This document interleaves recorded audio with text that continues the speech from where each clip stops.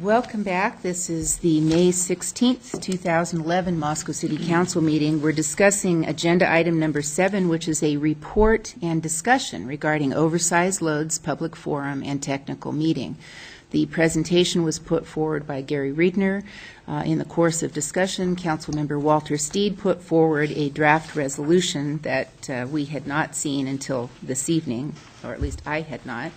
And so, as a courtesy, we have distributed a draft resolution that I had crafted earlier today. It's not in polished form because I did not anticipate presenting it here, but the council has graciously agreed to review that document prior to voting on the draft distributed by Councilmember Steed. So, discussion or questions pertaining to this draft resolution, if you've all had a chance to review it. Walter? Thank you, ma'am. I guess as the maker of the motion, I am a little confused myself as to whether or not this is considered a resolution. It does have the word resolved in it. My intent was that it would state a position of the majority of the council should that motion pass. I guess I'm looking at staff a little bit in terms of if there's any comment that's needed regarding whether or not it's a resolution or should or shouldn't be. I don't have any strong feeling. Again, my point was to just get a sense of the majority of the council regarding the proposed megaloads. Walter, I think the distinction is in formatting, and this, be it resolved, suggests it's a resolution, whether in this other format or otherwise. Madam Mayor, I think the city supervisor may have a comment. Gary, did you have something you wanted to add to that? If I may. If it is not a statement of council policy, then it does not meet at least the informal definition of what a resolution is. At this point, it's merely the subject of a motion. It's not in resolution form as we know it. So I guess it's the intent of the council. Okay. Walter? That was my intent, to put forward, if I could get a majority vote in favor of this, to state the position of the council regarding the megaloads. So does that then make it a resolution?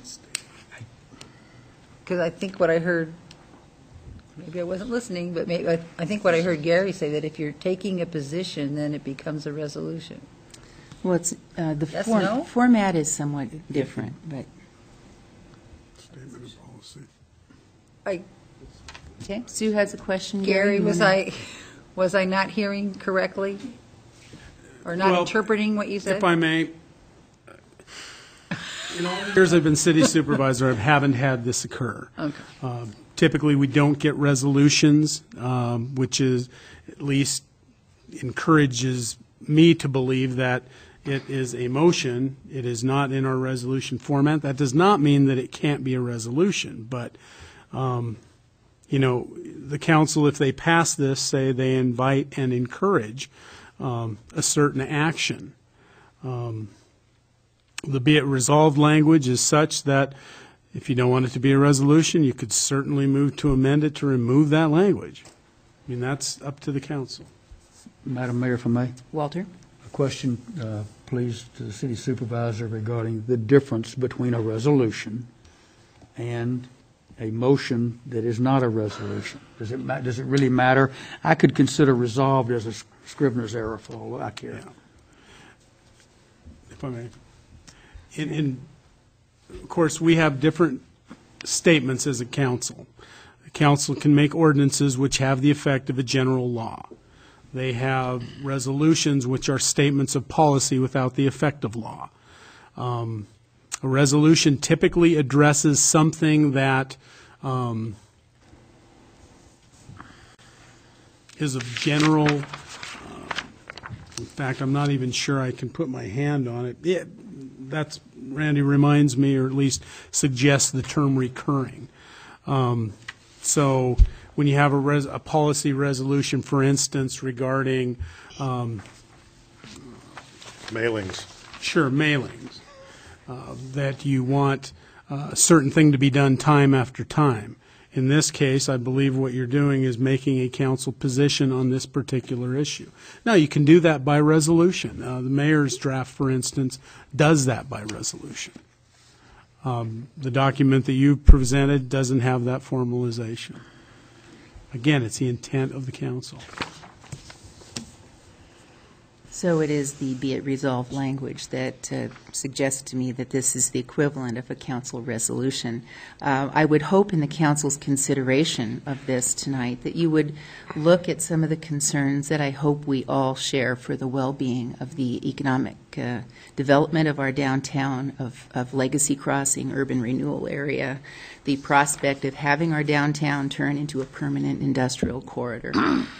And I was, my email from this afternoon from the Deputy City Administrator for the City of Coeur d'Alene to say we may be different than Moscow in that Highway 95 doubles as their Sherman Avenue, and therefore the impact may be greater. And I think that really struck home for me. I think we have some common concerns for our downtown. I know we don't want to alienate Idaho Transportation Department District 2. They've been wonderful partners through the many years. I know we don't want to second-guess the authority of our governor or of our state authorities in Idaho Transportation Department, but there are things that the city of Moscow can provide them to make a reasoned decision about what's in Moscow's best interest. And clearly, the examples I gave from the city of Missoula and from Missoula County were simply to point out that those communities also have concerns for the well-being of their citizens and the long-term vitality of their towns and their economies. I would just like to have this council take a position that articulates that to the Idaho Transportation Department so that when they decide whether or not to issue these permits, they, even if they say yes, they can at least attach conditions that could address this. I fully appreciate that Moscow's volunteer fire department and Moscow Police Department are very capable of providing for the health and safety of our citizens, and that they would certainly take a circuitous route if they needed to get someone to an emergency facility in as short an amount of time as possible. There's no question in my mind that those talented and dedicated people will get that done. But should we have to go out of our way? This is our downtown, too. These are businesses. We just opened the Pie Hole right here on the corner. Do we want to tell somebody who's choosing to have dinner at 1 in the morning that, gee, every night you're going to have this thing go by?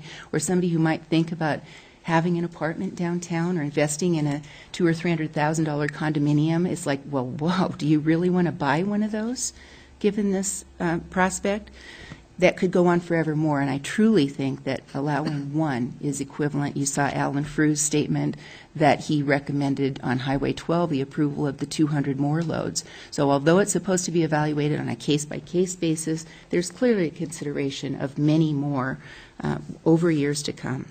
And I don't think that that is in keeping with Moscow's reputation as heart of the arts, as the Palouse Knowledge Corridor, as a walkable, bikeable university town, to say, by the way, we have these megaloads coming through in the middle of the night, thereby shunting other commercial uses to other times during the course of the day and increasing the general flow of large trucks. The ring road didn't go through, and likely big modifications for highway transportation infrastructure will be some time out simply because of cost constraints, as will the repairs on these roadways if they're so badly beaten up by repeated heavy use like this. So I respectfully ask the council's consideration as they look at these resolutions in tandem. Dan? Thank you, Madam Mayor. Looking at your article here about Missoula County voted to sue Montana Department of Transportation. There looks like there was a related story from the Yellowstone County Commissioner, blast Missoula County's lawsuit. That's their words. To me that shows that there's a little bit, not exactly everybody in Montana is on the same page. looking at your resolution, and I realize, you know, that it is in rough form, but it seems just to assume facts that these loads will stress this. They would create this, where, you know, you could use the words could or may or might, but I saw today 200 feet of truckloads going through town, and, you know, 3 chip trucks, somehow they get stacked up together and they manage to make it through town at a regular speed limit. The experts in the city and the street and fire and police department, as you stated earlier, said they could mitigate these effects. They could work around whatever was happening. The one thing that strikes me about this, and I know, and some people are honest about why they oppose these loads. They're more honest with themselves than I think that some others are. Some people, I think, in the back of their minds, they're against a certain thing that this is moving towards. And so I wonder if there would be as much discussion about these loads if they were 24-foot wide, 210 feet long, and 30-foot high solar panels, or wind turbine blades, or you name your, you know, geothermal modules or something like that. And it to me seems like that I have seen people that are honest that the Kearl oil sands are the reason that they're against it, you know, and I appreciate that. I appreciate the honesty in that. But I think that, you know, this is ITD's place, and I think that I trust ITD's engineers to know what they're doing. They've been at it a long time, and I think that I'm going to vote in favor of Walter's statement. I don't know if we were calling it a resolution at the time. I did have a conversation with the city attorney last week, and I told him that if these were bubblegum trucks, I would have the same opposition. And I would say that disagreement with the Kearl oil sands and the environmental effects of extraction from the tar sands is not mutually exclusive of opposition. And I'm not accusing you of this. I mean, No. you have your position. I do. But I know there are people out there that I think Right. need to get more honest with themselves about what they're doing this about. People have written letters to the editor in the paper about, you know, this is what we're fighting. We're fighting because it's a big corporation, or we're fighting because, you know, of the potential ecological impacts in Canada. But, you know, some people are, you know, using other reasons to protest it rather than what I think is their real reason. Yeah, I mean, I think one can oppose this on both fronts and be honest with oneself and others. So, you know, yeah.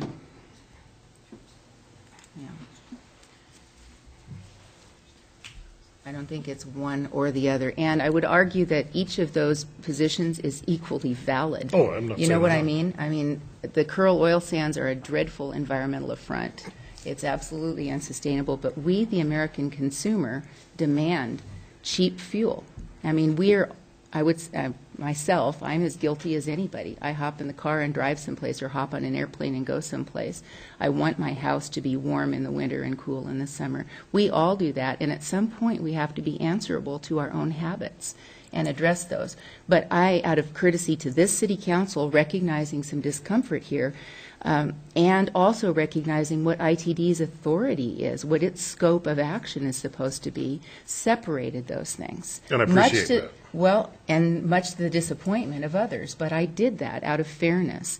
And so I think, you know, to give Sustainable Environment Commission an opportunity to speak about environmental effects and have that come back, but I want you to know that my concerns about heavy load hauls through downtown Moscow are legitimately based on, in this, as directed in this resolution, that it's focused on disproportionate effects on what can be very sensitive uses. If you read the the plan for Legacy Crossing, you see that we want to encourage people to live downtown. We see that from retirees wanting to come to this area, walkable, you know. And who wants to live next door to a place? I was wakened by the newspaper delivery guy with So flashing should we lights not in his allow city them house. to have flashing newspaper lights? And, I mean, where do you stop? Are we not going to allow chip trucks to come through town at night, you know, where they may stack up and they may be 200 feet of chip trucks coming through town at night? I mean, Maybe if they have 20 vehicles in a convoy and flashing I haven't seen that many lights, yet, you know, but however many, you know. So anyway, I appreciate the council's review of this, and actually my primary objective was to get you folks to look the public in the eye and say what your position is and why. And that's all anyone can ask of their elected officials. Sue? Okay, I'll take a stab at this. First of all, I want to compliment the mayor for holding the public information meeting the other night. As you know, and as we heard, people came up from Lewiston and from other places because their towns weren't having it. And rumors were rampant. And it looks like the Coeur d'Alene tribe was sort of in the dark and not contacted. And so, and there were rumors that all our trees were going to be cut down, and there were various rumors, and it was really important for everyone to have their say and ask all their questions, and very emotionally express their concerns to the gentleman, Mr. Hanson? The gentleman, Johnson, to Mr. Johnson. And I think they heard, Mr. Johnson heard all of the concerns loud and clear. We also heard that why didn't they build those modules in Canada or somewhere else? And they were saying it would be cheaper when they cost an extra $500,000 to cut them in half. Hindsight is 20/20. Maybe they wouldn't have done it that way. I'm not really wowed about any resolutions because I don't think that we. I could see the city of Missoula was very concerned because turnouts are going to be built in their city. That's not happening here. The other thing is that I talked to, there were several engineers who spoke and said that because of the number of tires and the number of axles, the actual damage to roads is less than chip trucks stacked up behind each other in one lane. And I did talk independently to a friend of mine who had worked for the state highway district here and actually supervised the different gravel sizes going in Highway 8 in front of Tri-State and supervised that. So at least I knew he had area of expertise on loads and those types of things. There are people that like to live in the country, and I remember when I first moved here to Moscow, it was so quiet one summer in my neighborhood and it was on North Moore Street, that the loudest sound was the sound of the aphids dripping in the trees in the backyard. I thought it was raining, and I thought, boy, this is quiet. There are also people who love living in New York City, and with all the noise and hubbub and all that. I do live downtown. I listen to the chip trucks every night. I listen to so many sirens all night long, every night, and the fire trucks and everything. And this doesn't bother me. To me, the Megaloads make a lot less noise than Mingles and the Corner Club letting out. And so, actually, I had a lot of questions. I didn't want the streets to be disturbed. I didn't want the utilities to be disturbed. I didn't want emergency access to be disturbed. And I got all my questions answered. Now, these permits are not issued yet. And I think the ITD folks were sitting there listening at the same time to all the complaints about the people and not wanting the trees along Jackson and especially near the hospital. Washington, especially near the hospital, to be destroyed, and that there might be some trimming, but this was, I think these fears were very well addressed, and I think in giving the permits, should they be given, and they're not given, all of these conditions, as the mayor said, should be taken into consideration and met. What I do like about the mayor's resolution is to urge ITD to develop a process wherein affected or involved agencies and the public would be fully involved and informed about the impacts of similar prospects in the future. I think one of the major problems is fear. It's fear. And we are afraid of what we don't know. And when we know, like we don't know the structure of the bridges, if all those bridges are going to hold.